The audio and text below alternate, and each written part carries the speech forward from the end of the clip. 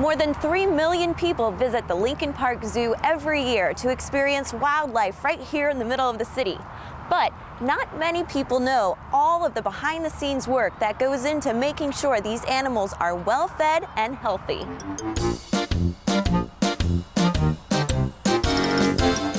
Call it instinct, but it seems every animal knows when it's time to eat. And keeping more than 200 hungry species satisfied is no easy task. Take, for example, the black rhinoceros, who puts down nearly 100 pounds of food a day. They eat better than many humans, I know. There really is a scientific basis towards what they're eating. It's high-quality food, human-quality food that goes into every animal here.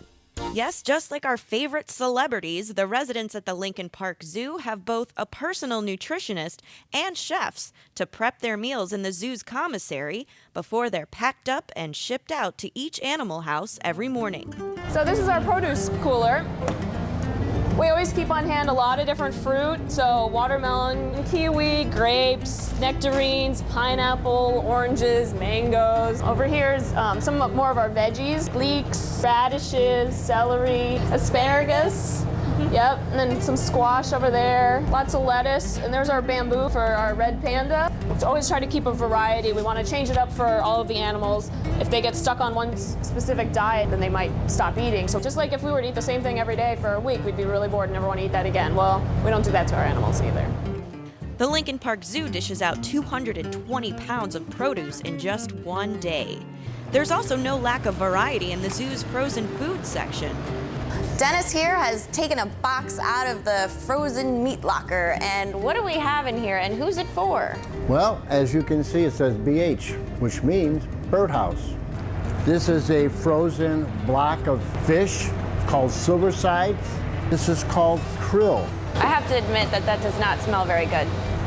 Well, hey, what can I tell you? Fish is fish, right?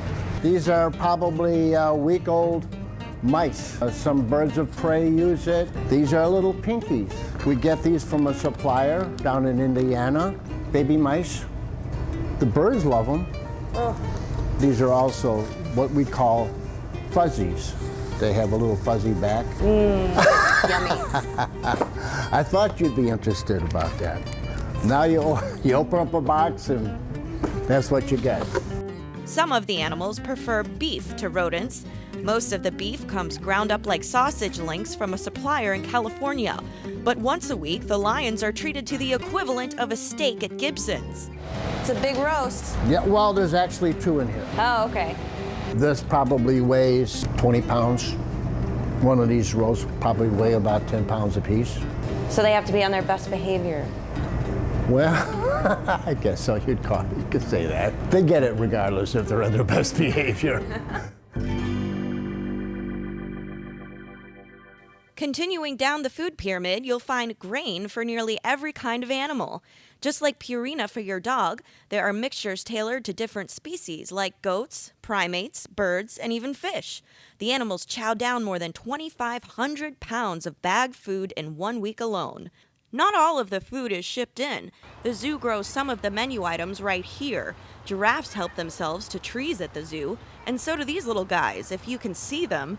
Zookeepers cut down leaves from red oak trees in the zoo to feed to the walking sticks. But whether an animal eats leaves, meat, or bugs, every diet is monitored by nutrition manager Shayna Levin, who makes sure all of the critters are eating well-balanced meals. Using a software program called Zootrition, Shayna calculates the number of calories each animal receives according to its body weight. In captivity, animals are more likely to get overweight because, I mean, think how much fun it is to feed your pet treats. It's great. They love it. It makes you happy, it makes the pet happy, and it's the same with captive wildlife. It's a nice bond between you and the animal, but we really do need to manage how much food is being offered to these animals so that they don't get overweight because that's a significant health concern. Primates are most likely to gain a few extra pounds because, just like humans, they love to eat. Zookeepers have to get creative when feeding the gorilla troop to keep the dominant gorillas from eating all of the food. Keepers insert food pieces into feeders with openings just big enough for the smaller gorillas to reach into, and put it in a place up high where the overweight gorillas aren't so motivated to climb. Aside from calorie intake, Shanna also monitors vitamins and minerals in the animals' diets. The keepers at each animal house add any supplements to the food that animals may need. Lead keeper at the Children's Zoo, Nancy DiFiesta, adds vitamin paste to frozen fish because it lacks the nutrients of fresh fish. She also routinely hides a vitamin supplement in mice for the owls. So I'm going to grasp him here. I like to make the skin taut because I'm going to make an incision right kind of in his chest here. And then I'm going to work this pill in here and kind of work it down to his stomach. And I'm doing this? You're doing that. Go ahead. Oh my. Those for the faint of heart might not want to watch. I usually put the blade up.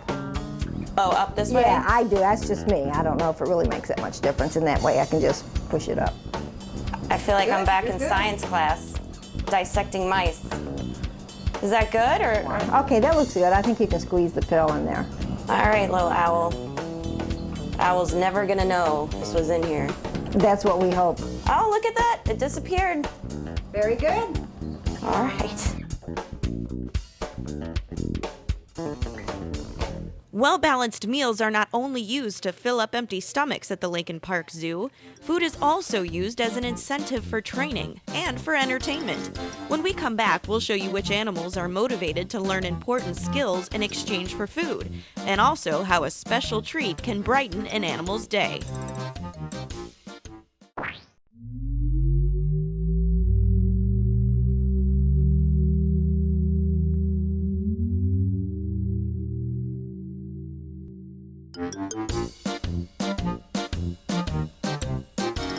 We're at the Lincoln Park Zoo, and we've seen how some of the animals may eat better than we do, unless, of course, you're not into mice. Part of the animals' daily diets is incorporated into training sessions. We train every day with operant conditioning.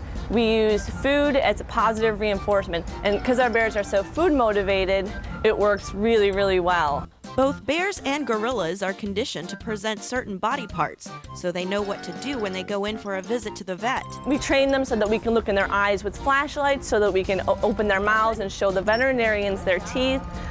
We can present paws, we can present different body positions so they can get a good look, which allows us to take better care of our animals. Food is also used as a way to keep the animals entertained. It's what the zoo calls enrichment. Just like giving your dog at home a bone to chew on, keepers will periodically give bones to polar bears. A treat for an otter would be live fish. That way they can swim around and catch them like they do in the wild. Keepers also cut down poplar, aspen, and willow trees for the beavers. Beavers don't like running water. Beavers dam up things, which makes humans upset.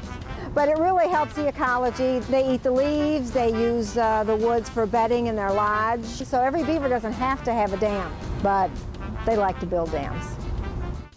Food is also scattered and hidden around some of the exhibits rather than simply handing the animals the food. It offers them a chance to forage as they would in the wild. So not only are they getting exercise by kind of running around, but also it's exciting for them, it's natural, and it's accounted for in their diet, so they're not going to gain weight. We decided we'd help scatter the food in the black bear exhibit. Aaron and I are going to play a little hide and seek with the bear's food. What do we have in here? In here we have peanuts, cereal, raisins, popcorn, all delicious things that bears like.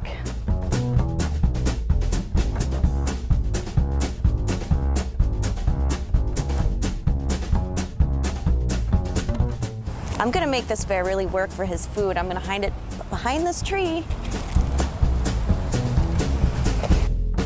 Also, as part of enrichment for the bears, keepers will add scents around the exhibit. Okay, this is cinnamon. The bears, they love the scent, so they're gonna look for it and sniff it out. When the bears are let out, they immediately go on a scavenger hunt. And yes, one of them finds the pile I hid behind a tree. Can't trick those smart fellows. So all in all, whether an animal searches, reaches, or presents their backside for food, the well-trained staff at the Lincoln Park Zoo manages to keep the animals well-fed and entertained, which makes everybody happy.